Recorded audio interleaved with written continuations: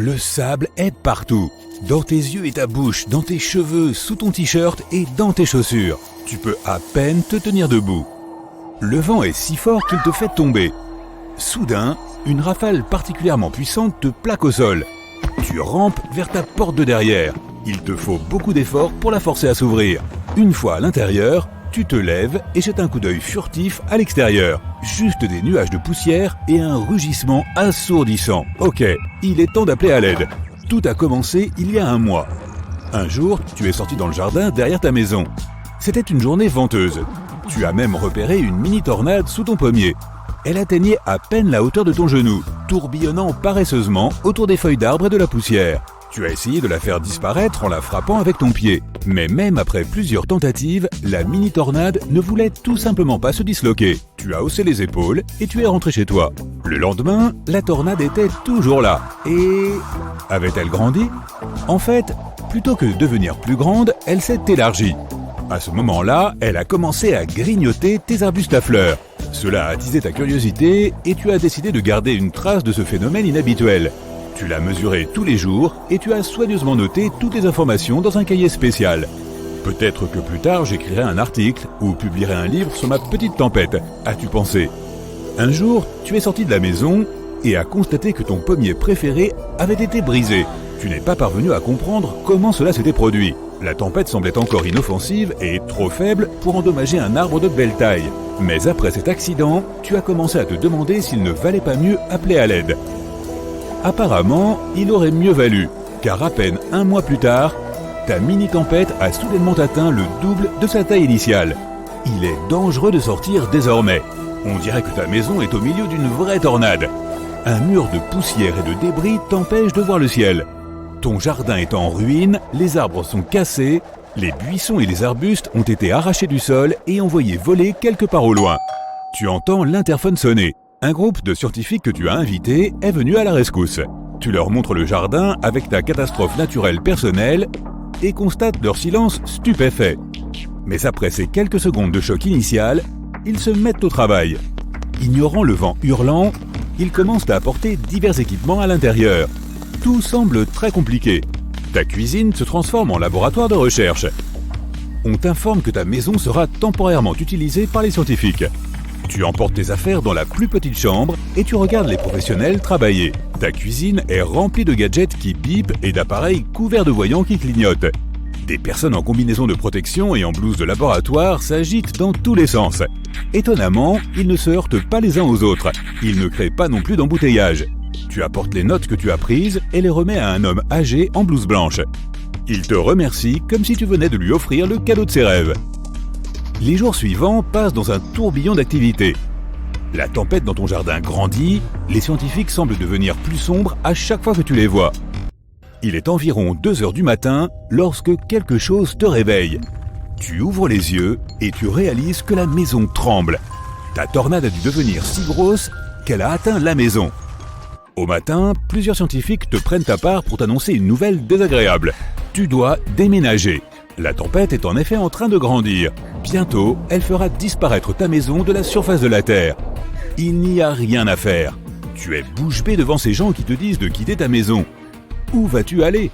Ils te disent qu'ils sont en train de construire un laboratoire de recherche supplémentaire non loin de là. Il est important de pouvoir observer la tempête en temps réel. Et il se trouve qu'il y a une pièce libre avec tout ce dont tu pourrais avoir besoin dans cette installation. Pourquoi ne pas y rester un moment? Ce serait aussi pratique pour les scientifiques. Ils pourraient avoir besoin de toi pour répondre aux questions qui surgiront sûrement pendant le processus. N'ayant pas vraiment d'autre choix, tu acceptes. Les chercheurs t'aident à transporter tes affaires dans ton nouveau logement. Tu fais le tour de ta chère maison en disant au revoir à ta table basse préférée, à ton canapé et à ton lit douillet. Les scientifiques te disent que tu n'as pas le temps de déplacer tes meubles vers un autre endroit. Le lendemain, tu te réveilles en apprenant que ta maison a disparu. La tempête l'a engloutie vers 4 heures du matin. Au cours des semaines suivantes, le tourbillon devenu adulte a avalé 2 maisons de tes voisins, la forêt voisine, plusieurs voitures abandonnées et un petit magasin de fleurs. Il est maintenant si gros qu'il se rapproche d'un grand lac à plusieurs kilomètres de la ville. Les habitants sont évacués, les autorités ont annoncé l'état d'urgence. Un jour, tu remarques que les scientifiques parlent à voix basse. ils ont l'air encore plus inquiets que d'habitude. Tu prends l'un d'entre eux à part et essaies de découvrir la vérité. Il finit par cracher le morceau. Les chercheurs ont obtenu des preuves qui confirment leurs pires craintes. Selon leurs estimations, la tempête qui a commencé comme une minuscule tornade dans ton jardin va devenir une grande tache rouge sur Terre. Les nuages de couleur cramoisie tournent dans le sens inverse des aiguilles d'une montre à une vitesse incroyable. Sous eux, tu peux voir les teintes vibrantes de la plus grande planète du système solaire, la géante gazeuse Jupiter.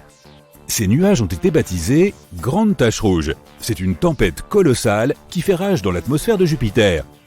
Si tu te trouvais au centre de la tempête, les vents y seraient plutôt calmes. Mais sur les bords, la vitesse de la tempête peut atteindre 680 km/h. C'est 2 fois la vitesse des ouragans les plus rapides et les plus violents sur Terre. Au fil des décennies, la taille de la tache rouge a changé. Actuellement, elle est 1,3 fois plus large que notre planète. Les racines de la tempête s'élèvent jusqu'à 320 km dans l'atmosphère de la géante gazeuse. Sur Terre, un cyclone tropical moyen ne s'étend généralement pas sur plus de 15 km, de la base de la tempête jusqu'à son sommet. Ce phénomène unique sur Jupiter existe depuis si longtemps car la planète n'a pas de surface solide. Elle est constituée de couches de nuages composées de vapeur, de glace d'eau et d'ammoniac. En dessous, il pourrait y avoir un océan d'hydrogène liquide. Notre planète est solide, et les ouragans ralentissent et se désagrègent dès qu'ils descendent assez bas pour toucher la surface. Mais la grande tache rouge n'a nulle part où toucher Terre. C'est pourquoi elle continue à faire rage. Les scientifiques t'annoncent aussi la chose la plus bizarre et la plus alarmante à propos de la tempête dans ton jardin. Au lieu de s'affaiblir et de disparaître, il y a plusieurs semaines, elle est devenue plus grosse et plus puissante. Même les spécialistes les plus expérimentés ne peuvent expliquer ce phénomène. Après l'avoir analysé pendant des jours, ils sont arrivés à la conclusion qu'il n'aurait pas dû apparaître sur Terre. C'est contraire aux lois de la nature. Il est intéressant de noter que la composition de la tempête est un peu similaire à celle de la grande tache rouge. Tu es impressionné, mais tu ne comprends toujours pas pourquoi les chercheurs ont l'air si inquiets. Eh bien, il s'avère que ta tempête, autrefois miniature, risque de devenir aussi grande que celle de Jupiter. Mais comme la Terre est bien plus petite que la colossale tache rouge, elle risque d'avaler notre planète en entier. Elle va grandir et grossir, anéantissant les villes, les forêts et les autoroutes. En même temps, elle deviendra plus puissante. Les gens devront quitter leur maison et être évacués vers des zones relativement sûres, jusqu'à ce qu'il n'y ait plus de zones sûres. Ce processus prendra des années, mais il sera encore trop rapide pour que les gens puissent se préparer. Il y aura 2 façons de faire face à ce problème mondial. L'une d'elles est de coloniser la Lune ou une autre planète, par exemple Mars.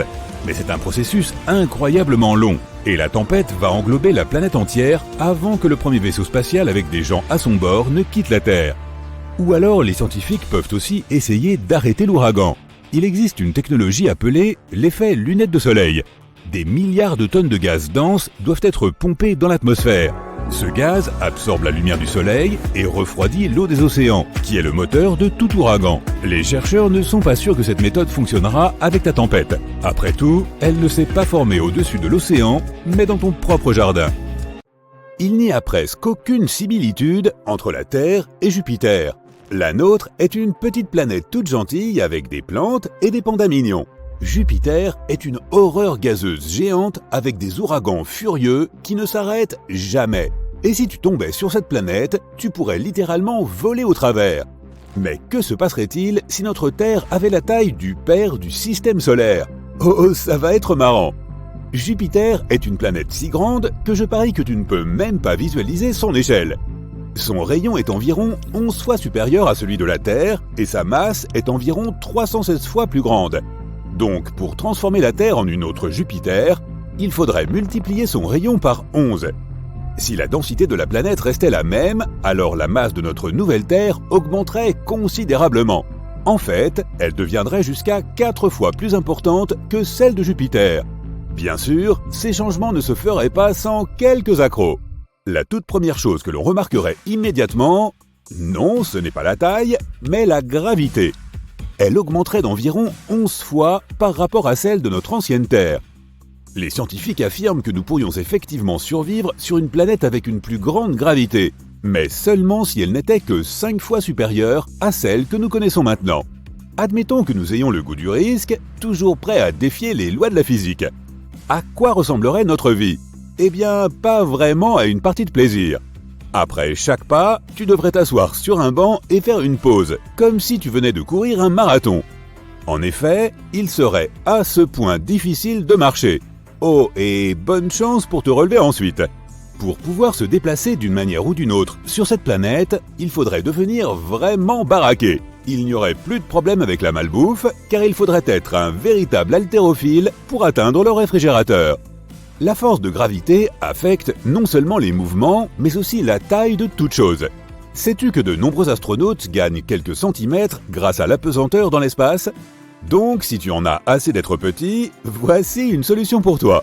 D'un autre côté, une forte gravité nous rendrait tous plus trapus. Cela ne vaudrait pas seulement pour les humains, mais pour tout ce qui se trouve sur notre planète. Les arbres deviendraient très petits.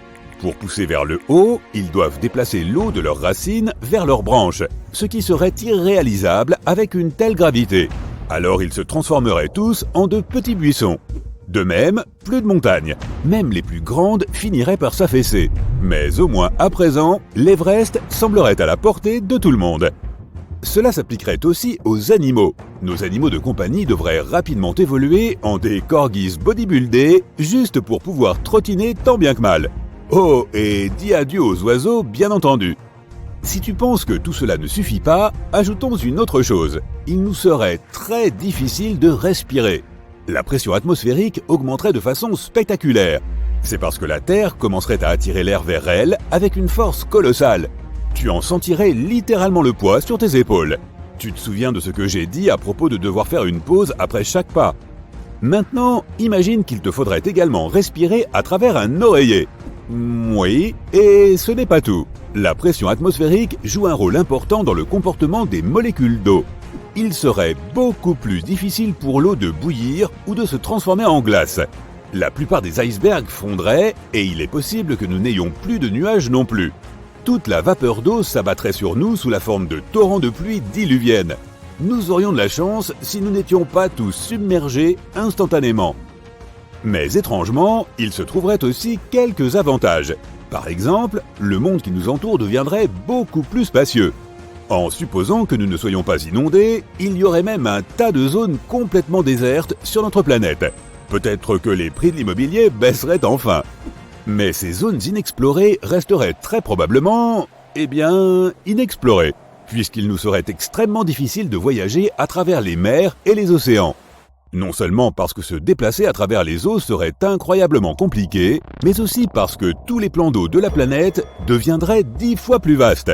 L'idée même de se perdre dans l'océan est effrayante, mais imagine qu'il soit 10 fois plus profond et plus grand. Oh oh! Donc, plus de bateaux. Et oublie l'idée de prendre l'avion, ou de visiter l'espace un jour. Mais il semble que ce ne soit pas tout. Si la Terre avait la taille de Jupiter, des volcans se mettraient à faire rage de toutes parts. En raison de l'augmentation de sa masse, la Terre deviendrait terriblement instable. Tous les volcans éteints redeviendraient actifs, et il y aurait de la lave et des gaz toxiques partout. En 1883, l'éruption la plus destructrice de l'histoire de l'humanité a eu lieu, l'éruption du volcan Krakatoa. Elle s'est produite sur une petite île, mais les gens de toute la planète ont pu en ressentir les conséquences. L'éruption a anéanti cette île, déclenché de nombreux tsunamis et des nuages de gaz toxiques se sont répandus sur des kilomètres à la ronde. Maintenant, imagine la même chose, mais en 10 fois pire. C'est ce qui se passerait sur notre Terre de la taille de Jupiter. Ce qui arriverait serait comparable à la chute de la météorite de Chicxulub, celle qui a éradiqué les dinosaures de la surface de la Terre. Ensuite, des gaz toxiques se sont répandus sur toute la planète, provoquant l'une des plus grandes extinctions de masse de l'histoire de la Terre. Oh, et cerise sur le gâteau, nous perdrions aussi notre champ magnétique. Le champ magnétique est très important pour la vie sur Terre. Selon Rory Barnes de l'Université de Washington, il protège la vie sur notre planète des désagréments de l'espace, ce qui signifie toutes sortes de radiations et autres vents solaires. Il existe un noyau de fer fondu au cœur de notre planète, qui est responsable de la production du champ magnétique. Si la pression exercée sur ce noyau augmentait à cause de la gravité, il pourrait se solidifier. Et à cause de cela, le champ magnétique de la Terre disparaîtrait. Nous serions alors exposés aux effets des radiations cosmiques. C'est trop effrayant pour y penser. Très bien, maintenant nous savons que vivre sur cette nouvelle Terre serait un véritable cauchemar. Mais qu'en est-il de l'espace extra-atmosphérique ?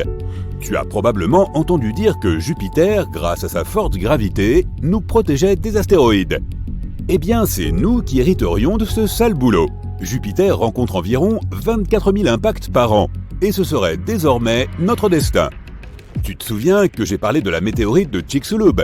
Des tragédies similaires arrivent à notre planète une fois tous les 100 millions d'années environ. Mais si elle acquérait la taille de Jupiter, ces machins nous rendraient visite tous les vendredis soirs. De plus, nous devrions dire bye-bye à notre Lune. Notre satellite naturel est trop proche de nous. Donc, si la Terre grandissait, ce serait une véritable catastrophe. Nous regarderions littéralement la Lune se déchirer dans le ciel. Bien sûr, après cela, tous ces fragments s'écraseraient sur nous. Une théorie affirme qu'il y a des milliards d'années, la Lune s'est pour ainsi dire séparée de la Terre et que ces morceaux se sont rassemblés en une boule.